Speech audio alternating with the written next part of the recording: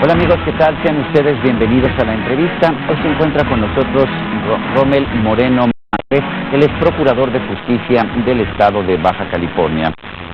A lo largo de los últimos 6 años, el estado de Baja California ha pasado por muchas etapas muy importantes en materia de procuración de justicia. A Rommel Moreno le tocó, en primer lugar, ser procurador en un momento en que había una real guerra entre distintos grupos de criminales y que, bueno, pues se mataban en medio de las calles de las principales ciudades de Baja California. Después esta situación se fue remediando, vamos a hablar acerca de qué fue lo que ocurrió, y empezó a bajar la violencia, y hoy de hecho la situación es marcadamente distinta. Ha habido también que tomar una serie de medidas, por supuesto, para garantizar la seguridad, también para castigar a los criminales, que es lo que le toca fundamentalmente a la Procuraduría del Estado. Y esto ha llevado a ofrecer una visión de futuro. ¿Cuál debe ser el sistema de justicia en el futuro en Baja California, así como en el resto del país? Como usted quizás sabe, se está haciendo una reforma de justicia muy importante en toda la República Mexicana, y vamos también a saber qué es lo que está ocurriendo particularmente en Baja California. Rommel Moreno Manjarrés es licenciado en Derecho por la Universidad Autónoma de Baja California, tiene una maestría en Derecho Internacional por la UNAM y es candidato a doctor también por la UNAM. Cuenta con posgrados y diplomados en instituciones de España, Italia, Estados Unidos e Israel. Ha trabajado en la Secretaría de Gobernación, en la Procuraduría General de la República, la PGR, en la Policía Federal Preventiva, hasta ocupar este cargo que actualmente tiene como Procurador de Justicia de Baja California. Señor Procurador Rommel Moreno, gracias por estar con nosotros en la entrevista. Cuéntenos de cuando se hizo cargo de la Procuraduría. Realmente, yo que soy muy cercano a Baja California, que vivo ahí pues siempre que puedo, lo que le puedo decir es que mucha gente tenía temor, porque había a veces hasta batallas en la vía pública. ¿Qué estaba pasando en Baja California? Primero, es un privilegio la oportunidad de estar aquí contigo. Gracias. La verdad que muchísimos baja californianos te seguimos. Y en perspectiva, 2007 fue un momento álgido para todos los quienes en alguna forma hemos vivido en aquella región, dado las circunstancias de que Baja California se ha convertido en esa etapa, en un lugar de trasiego de la droga. La frontera norte, un momento en donde prácticamente se estaba generando un conflicto entre bandas rivales, el tráfico de personas, el tráfico de armas, y particularmente la angustia de la gente, el sentirse en un desencuentro con los operadores del sistema de justicia, háblese de policías, no tener confianza en los ministerios públicos, de tal suerte que muchísima gente migrando inclusive al territorio norteamericano. Que teníamos secuestros, un robo de vehículos, ejecuciones, un ambiente por el cual se había trastocado el ánimo, la esperanza de los baja californianos, y en definitiva teníamos un caos.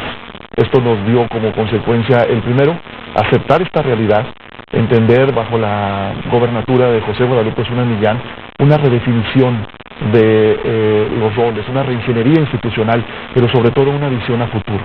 La visión era disminuir los delitos de alto impacto, despresurizar la violencia, generar un ambiente que también lucháramos contra los delitos del fuero común y plantear un nuevo sistema de justicia penal que viniera a reformar las entrañas del sistema en base al servicio que queríamos dar. Vamos paso a paso. ¿Qué pasó que bajó la violencia de forma tan dramática desde el 2007 hasta la actualidad? Sabemos que había una guerra, hubo un triunfador en esta guerra, hubo algún grupo pues que desplazó a sus rivales en Tijuana particularmente, que era el foco de esta guerra. Históricamente había esta confrontación del cártel de los Arellano con el cártel Sinaloa, de tal suerte que justo y la intención es apropiarse de los mercados, apropiarse de las rutas de la droga.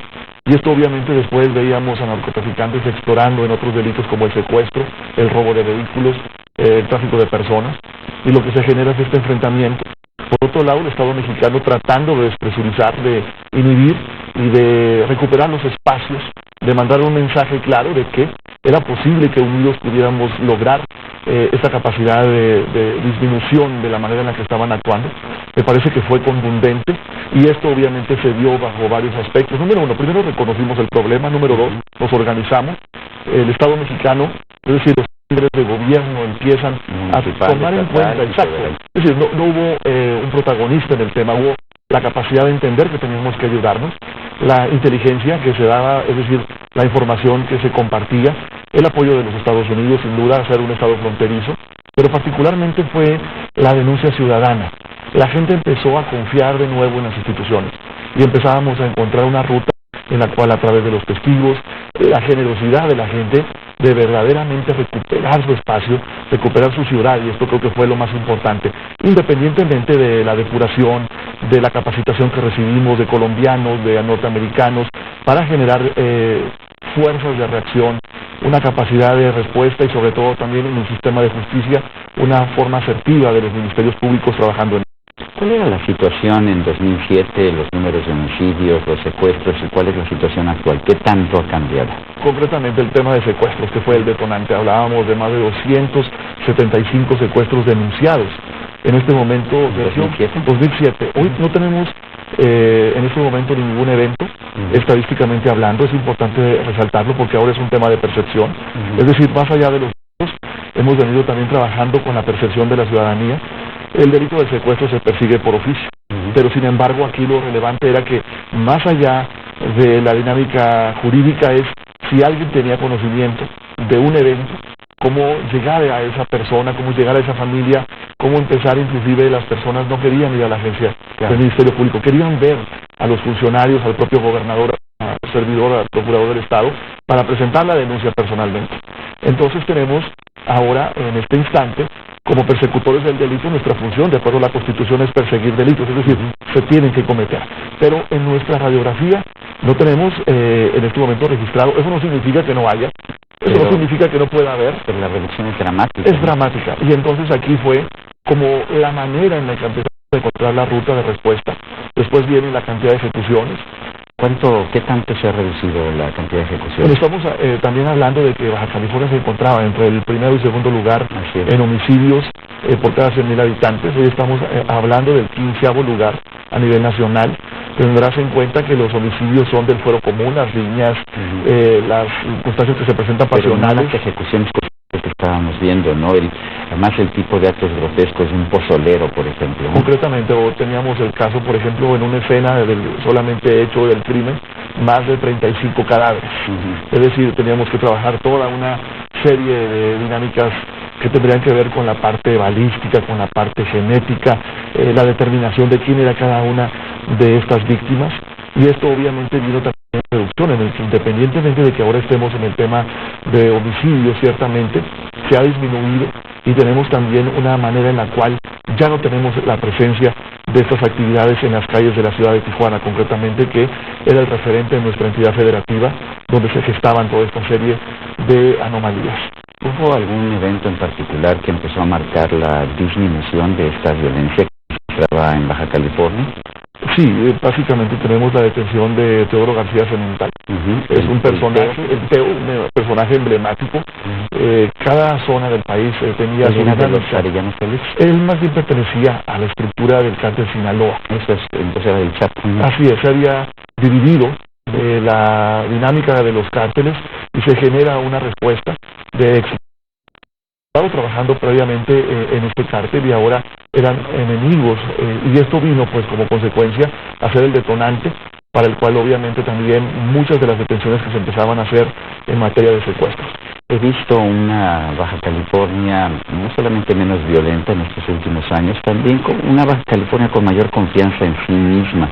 ¿Qué tanto ayudan campañas como la Tijuana Innovadora, como el empezar a tener actividades culturales, esta vida, digamos, cultural y científica que estamos viendo en Tijuana ahora? ¿Ayuda eso a una sociedad a reducir la violencia? Bueno, primero la capacidad de tener concretamente el sentido de recuperar los espacios. El que los bajacalifornianos hayamos decidido que queríamos de verdad conquistar para nosotros este territorio que siempre nos perteneció. Queríamos arrebatarle a los narcotraficantes lo que era en esencia la necesidad que teníamos de creer precisamente en esa seguridad, en esa salvaguarda de los intereses de los bajacalifornianos, y por lo tanto estas expresiones que son hoy de innovación, que son de vanguardia, no solamente dar un mensaje a la Baja California, sino a todo el país, de que somos capaces en México de tener esperanza, de que somos capaces de luchar contra el narcotráfico y sobre todo también vencerlo.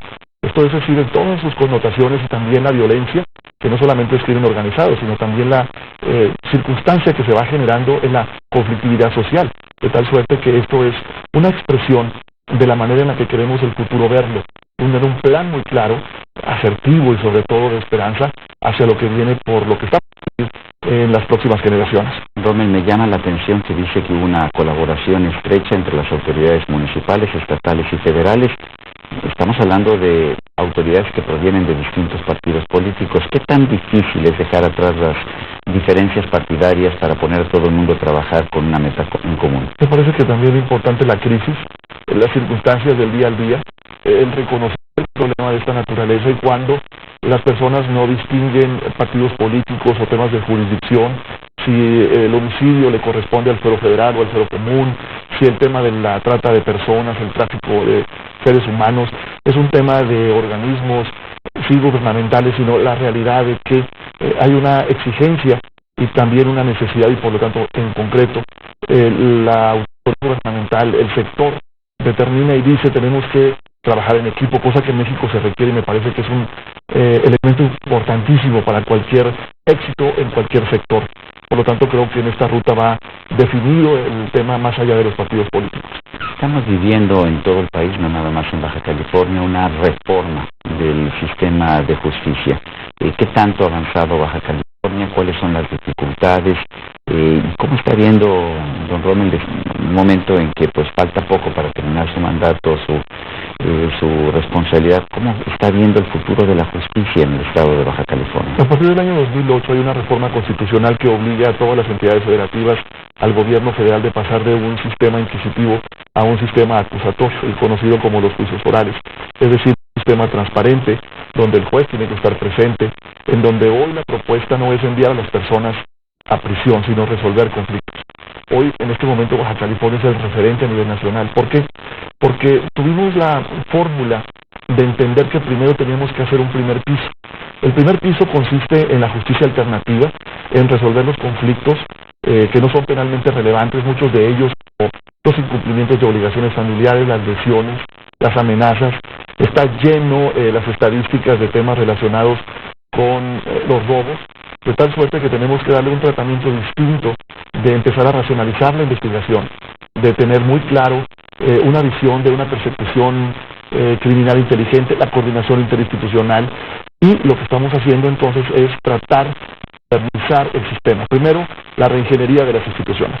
Las procuradurías del país están en un momento de caos, están en un momento muy complicado, se requiere muchísima tecnología, se requiere la voluntad sobre todo de los operadores para dar un servicio. La Constitución así ya lo llama, el servicio de justicia. Por lo tanto tenemos que seguir esquemas muy parecidos al SAT o esquemas en los cuales tengamos que incorporar elementos de iniciativa privada para ser mucho más sensibles, para dar una atención de calidad y calidez, para tener encuestas de salida, encontrar por primera vez en el sistema temas como la eficiencia y la eficacia, que no estaban en estos años y que hoy la propuesta es precisamente modernizarla, de tal suerte que la gente que llegue y que toque, que se encuentre con el sistema de justicia, sea atendida, pero sobre todo se le dé un servicio que tenga un valor para su propia satisfacción. Tengo entendido que se hace una diferenciación muy clara entre aquellos crímenes de violencia en que se tiene una víctima, a aquellos crímenes en los que realmente lo que estamos viendo son disputas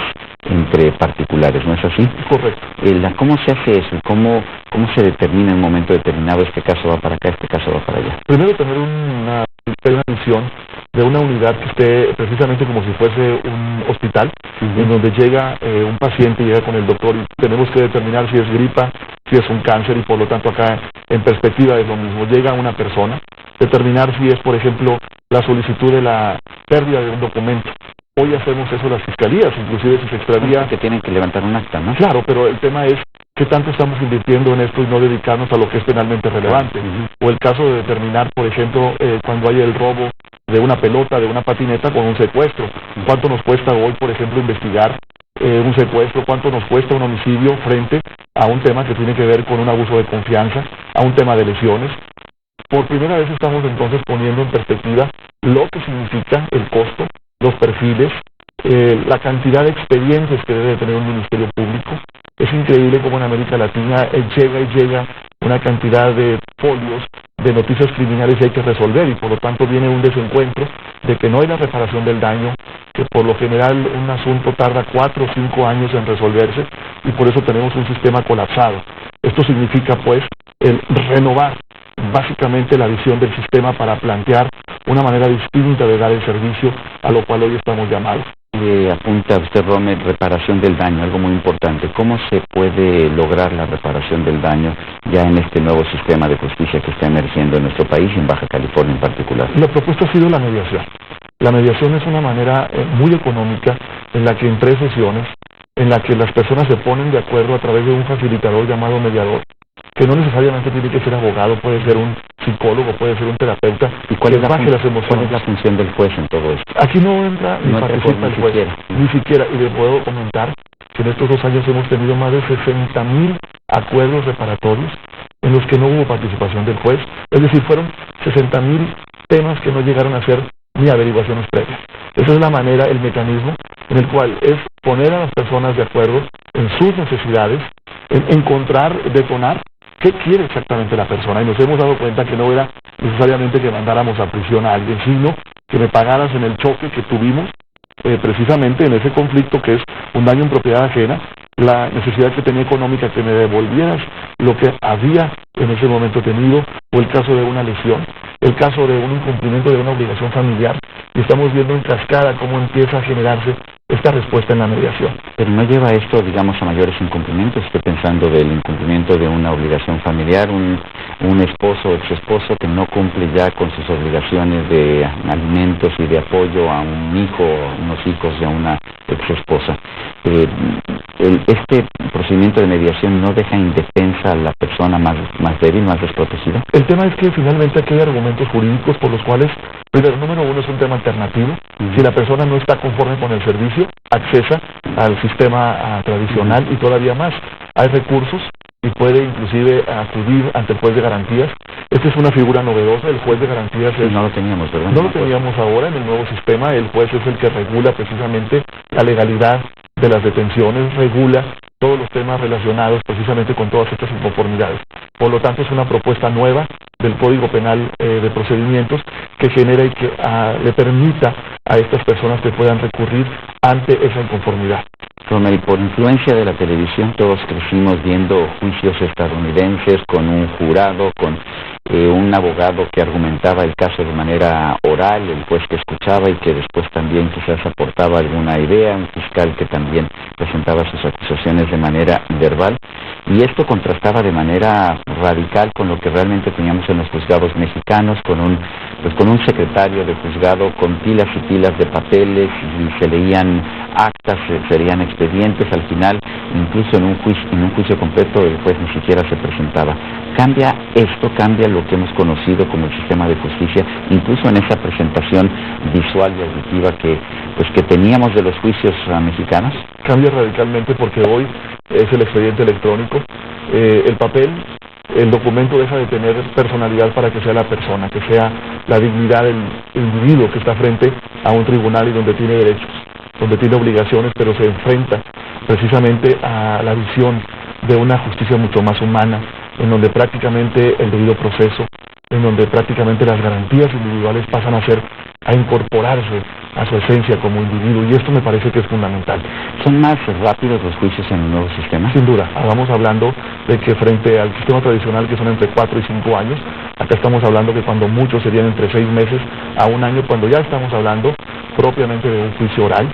Vale la pena hablar de las salidas alternas, que son hoy figuras que vamos a empezar a oír mucho en México. ¿Son más caros los juicios ahora o son más baratos? Me parece que son más baratos, no solamente porque estamos además ampliando una visión, caso concreto, los juicios abreviados, que son salidas alternas en las que prácticamente reconoce el individuo que él fue el que tuvo la culpa y no hay necesidad de agotar el esquema económicamente hablando, el procedimiento, y esto abarata obviamente mucho el sistema, de tal suerte que si hacemos un comparativo económicamente hablando entre un sistema y el otro, hay una deficiencia en razón de lo que significaría el sistema tradicional. Es decir, hay un enorme caudal de posibilidades económicas que nos podemos ahorrar.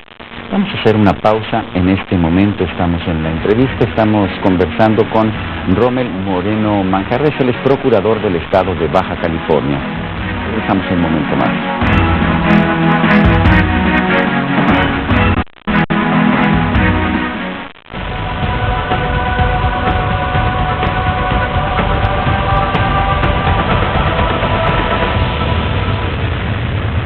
El PRI no tenía por qué arriesgarse en Baja California si es un estado de mucha gente de paso y plagado de antros y apuestas, lo cual parece agradar a sus habitantes gobernados por el PAN durante 24 años.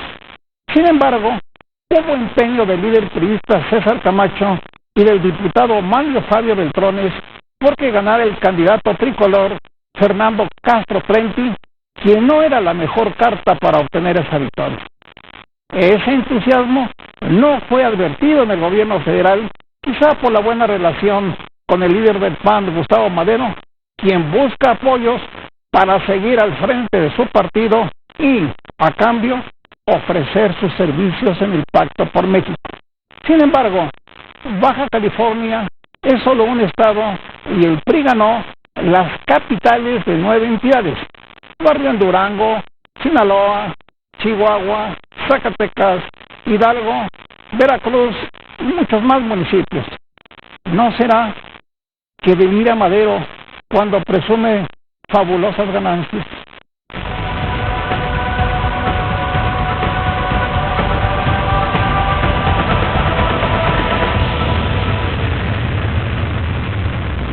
Los protagonistas, lunes a viernes, 11:30 de la noche, Azteca 13. Si crees que nadie le llega ni a los talones a tu inteligencia, vamos a ver si eso es cierto. Mis preguntas no cualquiera las podrá contestar, pero si tú te atreves, podrás ganar miles de pesos y dejar de ser El rival más débil. Gran estreno, 27 de julio. Pero tengo algo que decirte. La leche calentar no pusiste todo eso que te pedí eso por mí, pero yo ya vi, ya entendí cómo debe Dice justo 500 palabras por minuto, pero hablar a las carreras no es justo. Por eso en Unifón puedes hablar y navegar todo lo que quieras por solo 55 pesos. Eso sí es justo. Por una telefonía justa, con Unifón habla más.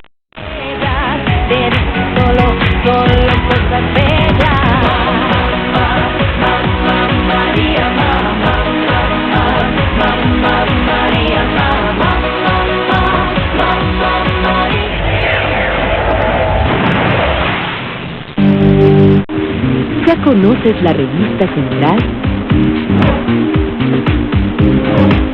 Personajes, historias y temas de actualidad, todo en un solo lugar. Revistacentral.mx. Descarga nuestra app. Central, el pulso de la sociedad.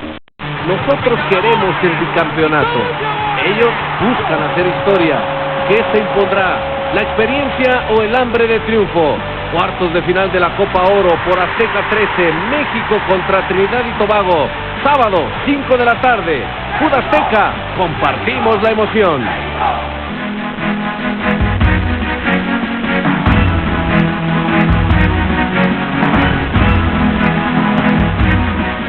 Continuamos en la entrevista. Estamos conversando con el procurador de Baja California, Rommel Moreno Manjarres. Estamos hablando de muchas cosas. Hemos hablado acerca de la mejoría que hemos visto en la situación de seguridad y de procuración de justicia allá en el estado, pero también de algo que me parece que es muy de fondo y que va hacia el futuro, cómo se está transformando el sistema de justicia. Nos decía Rommel que el sistema de Baja California es hoy ejemplo en la República. ¿Por qué es ejemplo en la República? Bueno, es ejemplo particularmente porque la manera en la que se implementó tuvo que tener básicamente con una visión a corto y mediano y largo plazo. ¿En qué sentido? Se diseña una infraestructura de un centro de justicia en donde prácticamente tenemos la capacidad de tener a todos los operadores, las salas de audiencia. Estamos hablando de un sistema informático que no tiene precedentes.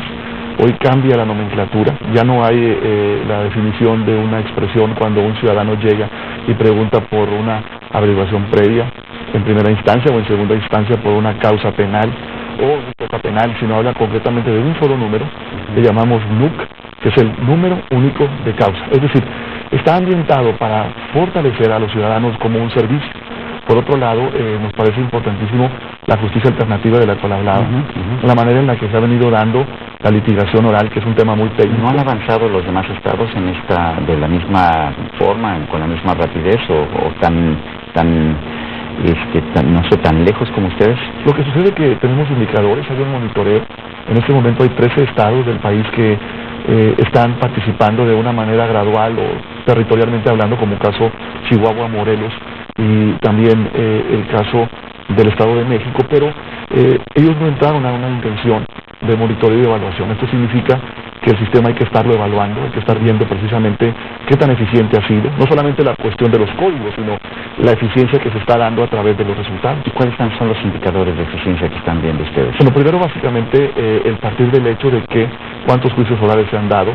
Estamos hablando de salidas alternas, cuántas han sido, el tiempo de respuesta, la capacidad de los números de memoria. Sí, por supuesto, estamos hablando en un periodo cuando prácticamente estamos hablando de porcentajes, estamos en un año hablando de más de 70 juicios orales. La gente diría, bueno, ¿y por qué 70? Bueno, estamos hablando de que para tener un más o menos comparativo, solamente en Colombia, en todo el país, se dieron 60, y nos parece que este es un punto. En Chile se dieron 140, entonces estamos entrando a una ruta, precisamente por este entrenamiento y por todo este apoyo que hemos tenido de América Latina, de expertos sudamericanos que han venido precisamente a trabajar con nosotros y a generar un ambiente de mucho de lo que es el liderazgo, pero también el número y sobre todo la estadística. Lo veo entusiasmado, Rommel. Esto, yo sé que usted ha sido abogado desde hace mucho tiempo, viene del viejo sistema, ahora está en el nuevo sistema, está impulsando el nuevo sistema. ¿Por qué lo está impulsando? ¿Realmente es una mejora sustancial? Nos queda claro porque además está tratando de ciudadanizarse, está tratando de incorporar la cercanía al policía, al fiscal, al juez, inclusive la llamada a los ministerios públicos, pero también a los ministros de la Suprema Corte. Es decir, no debe de haber un divorcio entre el ciudadano y los operadores del sistema. Por eso nos parece que estamos en un parteaguas. Estamos viendo la transparencia de una manera clara. Está ahí el ciudadano, está enfrentando su propio juicio. Los jueces se quejaban mucho en un principio, ¿ya se están acostumbrando? Bueno, me parece que hay un status quo, es normal, viene esta corriente, es muy fresca, llena de jóvenes, es para las nuevas generaciones. El planteamiento es que sí podemos tener confianza en el sistema, es que la justicia sí puede tener esperanza en razón de la eficiencia, es que se puede llevar a cabo un juicio de tal magnitud en donde, independientemente de los temas políticos que hoy están en este país, está ahí frente a todos. Nos exponemos todos los operadores a el trabajo del día al día y está ahí ante todo el mundo, ante toda la comunidad, lo que está sucediendo, y esto obliga a que todos nos tengamos que preparar y superar. ¿Es este nuevo sistema de justicia muy similar al de los Estados Unidos o es en realidad diferente? Es muy similar, solamente que tiene algunas variables. Por ejemplo, no hay jurado, es decir, no se incorpora el jurado, sino son 3 jueces. Técnicamente hablando, así se definió. ¿Siempre 3 jueces? Siempre y cuando haya un juicio oral. Cuando no se pasó a alguna de las alternativas de mediación, ¿no? Exactamente, y de entrada tenemos entonces un juez de garantías que es el que va a calificar la detención, que esto me parece fundamental. Aparte de los 3 jueces, ¿no? Hay un juez de garantías y que va a determinar si la detención fue conforme a derecho, si hubo un abogado presente en las declaraciones ministeriales, me imagino. ¿Todo eso lo ve el juez de garantías? Exactamente, pero además lo más interesante es todo lo que ha venido sucediendo en el país, es decir, toda la cantidad de temas que han estado en el debate nacional, todo lo que ha generado las detenciones, las ilegalidades, todo lo que ha sido el debido proceso, justo ahí se define. Y todos los presuntos culpables que después nos damos cuenta que están detenidos de forma ilícita o sin que hubiera pruebas, sí mejora esta situación con el nuevo procedimiento que es acusatorio, ¿verdad? Así es. Procedimiento acusatorio. ¿Por qué se llama acusatorio y por qué el anterior se llamaba inquisitivo? Bueno, inquisitivo porque viene de una corriente de la tradición española, en donde prácticamente la prueba más importante era la confesión, la tortura. Y el acusatorio es que justamente hay un debate entre el fiscal y el defensor público o privado, y donde se está planteando una acusación, pero que además se tiene que sustentar, evidentemente, en una teoría del caso. ¿Hay menos presuntos culpables? O sea, personas detenidas que no tengan responsabilidad, o tienen mejores posibilidades quienes son detenidos sin responsabilidad para defenderse? Tienen mejores posibilidades porque hoy precisamente a través de estas discusiones se va precisamente a poner en duda si actuó o no actuó bien la policía mexicana. Y hablo de los 3 niveles de gobierno. Es decir, si hay una detención vamos a tener que tener un parte que esté sustentado, la necesidad de capacitar, de profesionalizar a las policías mexicanas, y esto trae como consecuencia que haya una idea de que esta persona debe de ser respetada, independientemente de su credo, de su religión, hablábamos de la resistencia de los jueces. ¿Qué pasa con los policías ministeriales? ¿No hay resistencia ahí también? Sin duda, es decir, todo cambio tiene una resistencia, y estos cambios generan evidentemente una necesidad de preparación, una necesidad primero de enfrentarse a uno mismo, porque uno no quiere avanzar. Hablo en general, pero obviamente cuando estos llamados cuando estas transformaciones van tocando precisamente a los sistemas y a las personas, viene una especie de reconsideración a entender que tenemos que ser mejores policías, mejores jueces, mejores ministerios públicos, en definitiva, sustentablemente generar una visión del futuro de los operadores de México hacia lo que viene, a lo que está por venir y que creo que está lleno de esperanza.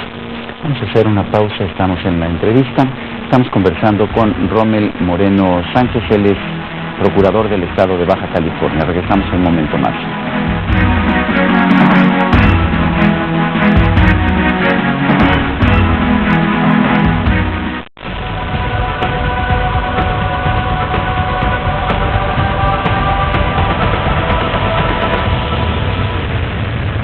El Congreso debe concretar ya la reforma para fiscalizar las deudas de los estados, que está atorada en Cámara de Diputados ante el abuso que han hecho algunos gobernadores y que ha quedado evidenciado con al menos 2 casos que averigua la PGR, el del tabasqueño Andrés Granier y el del aguascalentense Luis Armando Reynoso. Sin embargo, hay otros casos pendientes donde ha habido acusaciones de mal uso de recursos. Mientras la PGR avanza en sus investigaciones, México atraviesa por una etapa en la que están bajo sospecha media decena de gobernadores que usaron recursos sin transparencia. Por ello hay que darle celeridad a esa reforma constitucional aprobada ya en el Senado, pues le queda un largo tramo, pasar por San Lázaro y luego por 31 congresos locales.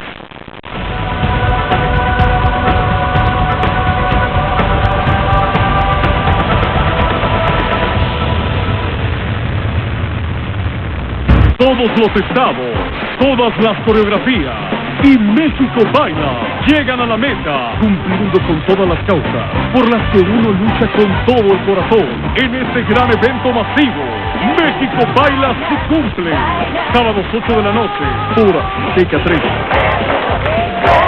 ¿Sabías que más de la mitad de los casos de cáncer se pueden curar si se detecta a tiempo? Pero para detectarlo debemos saber cómo. Date un minuto para informarte en unminuto.org. Y conoce cómo puedes prevenir y detectar el cáncer. Porque la forma más efectiva de luchar contra el cáncer es saber. Y para saber, solo se necesita un minuto. Un minuto contra el cáncer, una iniciativa de Mincan. Cuenta la historia que hubo una vez una casta de caballeros muy valientes. Peleaban ferozmente como guerreros, pero con el corazón como caballeros. El ángel de la victoria era su amigo. Así, por sus hazañas y su valentía, se convirtieron en leyenda. Leerte hace grande. Diviértete leyendo. 20 minutos al día. Te saluda Gaby Spani. Disfrutemos juntos de historias llenas de música, ritmo y diversión. Soy Chucho y te invito a que tus sentimientos vibren al ritmo de la música. Forma parte de esta gran aventura. La vida es una canción. Sábado, 3 de la tarde. Azteca. Solo con Total Movie disfruta de televisión en vivo por internet gratis. Lo que quieras, donde quieras. Además de miles de películas y tus programas favoritos al instante. ¿Te perdiste del gol? No hay problema. Revive los mejores momentos hasta una semana después. Con Total Movie. Suscríbete ya.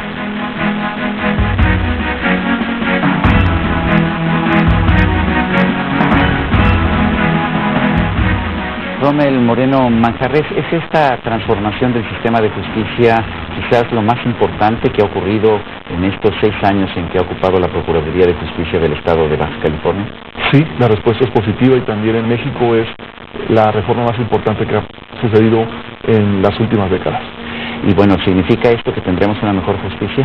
La tendencia es que positivamente hay una necesidad de profesionalización y la respuesta es sí, positivamente.